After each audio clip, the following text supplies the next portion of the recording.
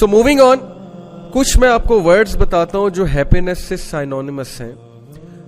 Happiness sometimes is understood to be a state of euphoria, elation or adrenaline rush. Now some people say ke music makes me happy. Some people say ke eating chocolate makes me happy. Some people say eating fruit salad makes me happy. Yes, agar main apni baat karu personally, to I am a foodie. I love food and certain food does make me happy. But I want call that happiness. मैं उसको euphoria की state कहूंगा, elation की state कहूंगा, adrenaline rush की state कहूंगा. Because to me happiness is a constant state of mental wellbeing and emotional wellbeing and spiritual wellbeing.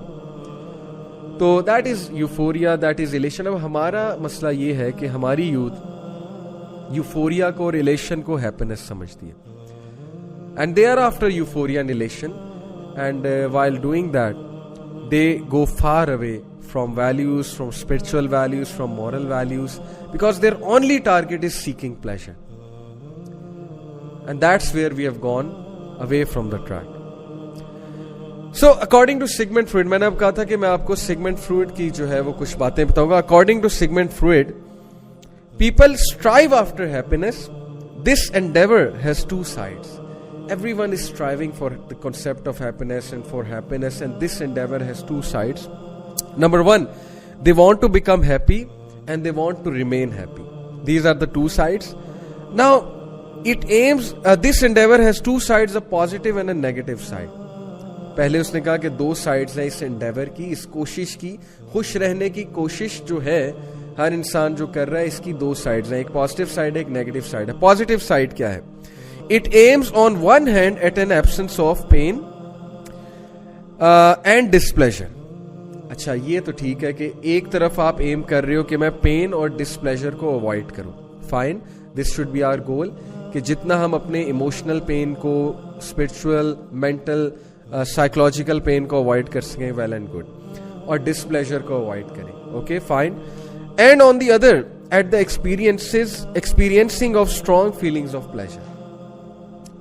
और दूसरी तरफ जो इसका नेगेटिव एस्पेक्ट है, वो नेगेटिव एस्पेक्ट ये है कि हम हर वक्त इस तलाश में कि हमें वो स्ट्रॉन्ग फीलिंग आए, वो प्लेजर की फीलिंग आए. वो कुछ लोग कहते हैं ना कि यार मजा नहीं आ रहा.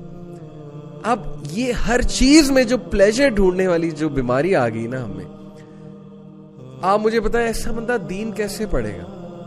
हर चीज में प्लेजर ढूंढना है, हर चीज में जो है वो प्लेजर सीक करना है हर चीज में. जैसे कि सिगमंड फ्रॉइड ने कहा ना, experiencing of strong feeling of pleasure. That's why they go after drugs, to feel that elation.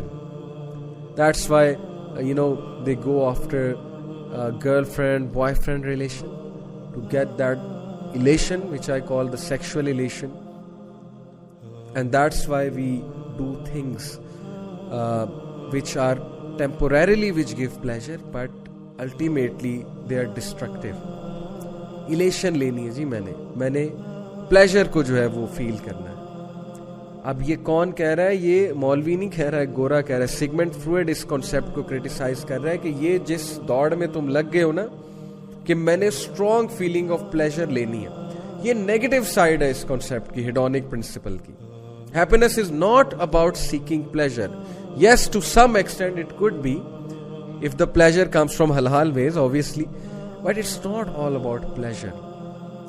Rasulullah sallallahu alaihi wasallam, sahaba, अगर मैं आपको वो मैस्लो हायरार्की दिखाऊं, थ्योरी ऑफ मैस्लो की जो थ्योरी है, उसने जो हायरार्की बनाई बेसिक नीड्स की, फिर इमोशनल नीड्स की, फिर सेल्फ एस्टीम की, और फिर सेल्फ एक्चुअलाइजेशन की, तो आपका क्या ख्याल है कि सहाबा और अंबिया उस थ्योरी पे पूरा उतरते? सहाबा की तो बेसिक नीड्स पूरी नहीं होती थी, लेकिन फिर भी उनकी सेल्फ एस्टीम आसमानों को छू रही थी, फिर भी वो सेल्फ एक्चुअलाइजेशन पे पहुंचे हुए थे. तो टॉपिक थोड़ा सा कॉम्प्लेक्स है, और जो इस सदी में हैप्पीनेस के ट्रू कॉन्सेप्ट को अचीव कर गया, आई कैन टेल यू, उसके जिंदगी में 70 से 80% ज्यादा मसले हल हो जाएंगे. अगर वो खुश रहना शुरू हो गया, खुश रहना शुरू हो गई, और खुशी के सही कॉन्सेप्ट को पा गया या पा गई, तो फिर आप देखेंगे कि किस तरह वो बंदा चेंज मेकर बनता है और उसकी जिंदगी 180 डिग्री चेंज हो जाएगी. उसका mind set, the way that person looks at the world will change.